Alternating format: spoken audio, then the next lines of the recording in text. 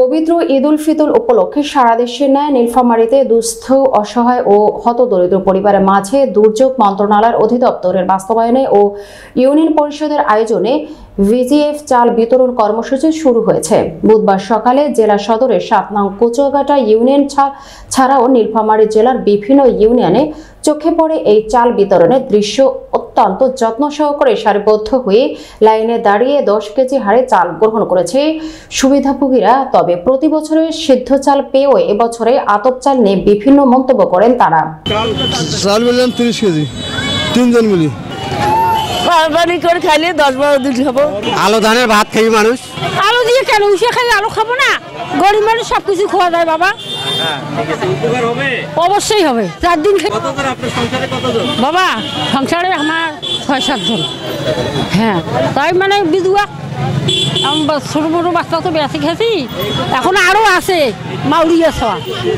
জি কদিন আর কি যাইবে আর যাইবে বাবা। এ সময় ওই ইউনিয়নের ৯ নং ওয়ার্ডের ৩,৫৯৪ জন সুবিধাভোগীদের মাঝে দিনব্যাপী চাল বিতরণ কর্মসূচি সুষ্ঠুভাবে সম্পন্ন করা হয়। এ সময় ইউনিয়ন সচিব, চেয়ারম্যান, প্যানেল চেয়ারম্যান ও অন্যান্য ইউপি সদস্যগণ উপস্থিত ছিলেন। তবে চাহিদার তুলনায় বরাদ্দ কম হওয়ায় একটু অসুবিধা হয় বলে জানালেন অত্র ইউনিয়ন পরিষদের চেয়ারম্যান ও সদর উপজেলার চেয়ারম্যান সমিতির এই নেতা। নীলফামারী থেকে ৭১ বাংলা টিভির জেলা প্রতিনিধি সাইফুল ইসলাম মানিকের রিপোর্ট।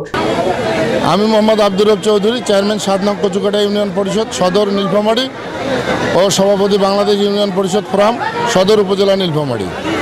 অর্থে পাওয়ার উপযোগী মানুষের চেয়ে বরাদ্দটা আমাদের অনেক কম, যার জন্য স্থানীয় সরকার যে সমস্যাটা হচ্ছে চাহিদা অনুযায়ী মানুষকে দিতে পারতেছি না। এই বরাদ্দটা যেটা আছে এর ৩ গুণ হলে আমরা সুষ্ঠু মতো দিতে পারতাম।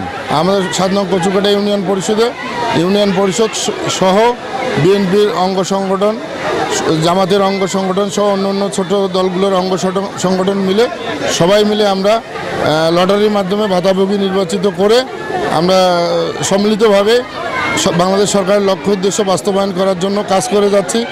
তৃণমূল মানুষের জন্য যে কাজ করে যাচ্ছে এটা সুষ্ঠু পরিবেশে দেওয়ার পরিবেশ আমরা করছি ইনশাআল্লাহ। আমাদের প্রথম যেটা সমস্যা সেটা হচ্ছে আমি ১৩ বছর যাবত এই কার্যক্রমে সম্পৃক্ত আছি। ১৩ বছর ধরে কেরিংয়ের যে বিষয়টা একটি টাকা ১৩ টাকা পাওয়া হয়নি এ যাবত। এইটা বিষয়ে সরকারের দৃষ্টি দেওয়া দরকার। যেভাবে ভিজিটির চাল আমাদের ইউনিয়ন পরিষদে পৌঁছায় দেওয়া হচ্ছে সেইভাবে যদি এই ভিজিএফের চালটা আমাদেরকে পৌঁছায় দেয় তাহলে এই কার্যক্রম করতে আমাদের সহজ হবে।